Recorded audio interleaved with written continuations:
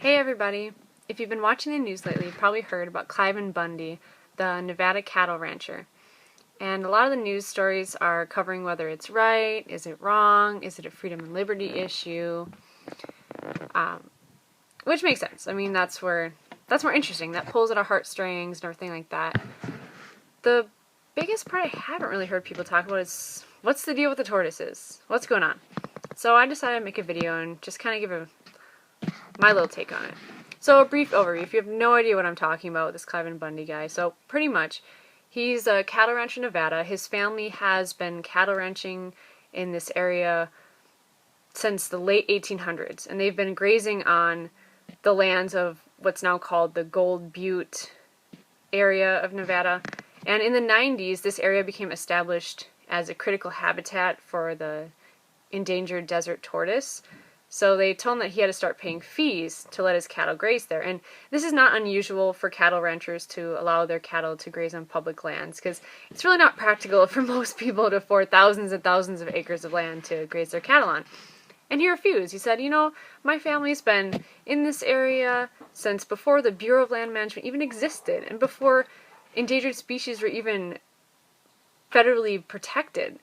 So it's turned into like a pseudo battleground down there, with guns and protesters and the whole shebang. It's pretty intense. You should check it out. All right, so all this for a tortoise. Why? Who cares? It's just some tortoise, right?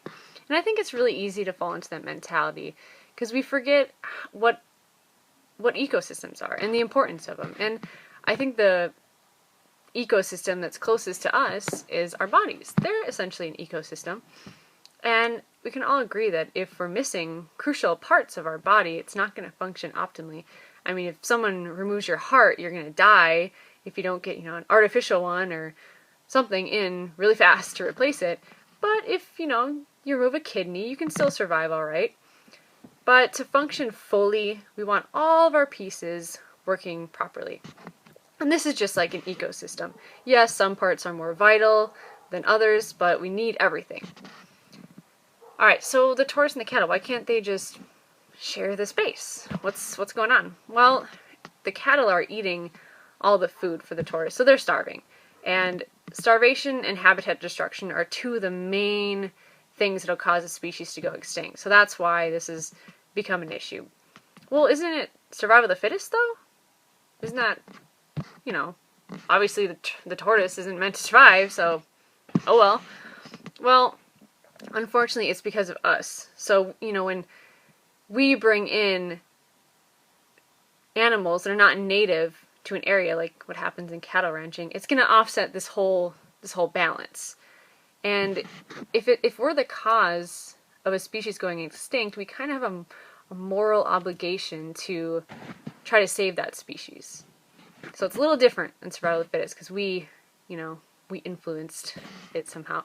And, if this moral part of it, having the idea of leaving the world so the next generation can enjoy it isn't enough for you, then there's always selfish reasons.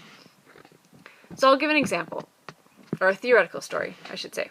Alright, so you're a big-time developer, and you have this huge project to put in a state-of-the-art, beautiful hospital in Madagascar. We can all agree that having adequate medical care is essential to our survival. Well, it turns out the only place you can build this hospital is on lands that's dedicated as critical habitat for the endangered Madagascar periwinkle, which is a small, cute little pink flower. And you rationalize, well, I'm pretty sure a hospital is a little more important to our survival than this cute little flower. We can find other flowers. Let the landscape people deal with that. Well, there goes the Madagascar periwinkle. It's now extinct. You got your beautiful hospital, though. But little did you know that this Madagascar periwinkle could have been used to treat huge diseases. Leukemia, neuroblastoma, Hodgkin's disease. But ironically, a hospital is put there, even though this flower could have saved millions of lives, too. Thankfully, this story isn't 100% true. The Madagascar periwinkle does exist. It is a cute little flower. And it has been used. It's a critical ingredient in treatment for those diseases. That small little insignificant plant.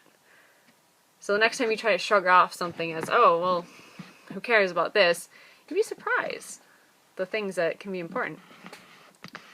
So, alright guys, I hope this gave you a little more insight into what's going on, why a tortoise could really be important enough for people to get a little crazy about it, and I really hope that this ends up turning out well for the tortoise and for the cattle rancher, because this is his livelihood after all. Even if you don't like cattle ranching or even like beef or whatever, it's still his livelihood and his family, and a lot of people depend on it. So hopefully they find a good solution to this issue, and yeah, hope you guys enjoyed it, and there's more information in my blog. I tend to write them out more detailed there and then just give like a real brief summary here instead of trying to cram it all into one video. So hope you guys enjoy and take care. Bye.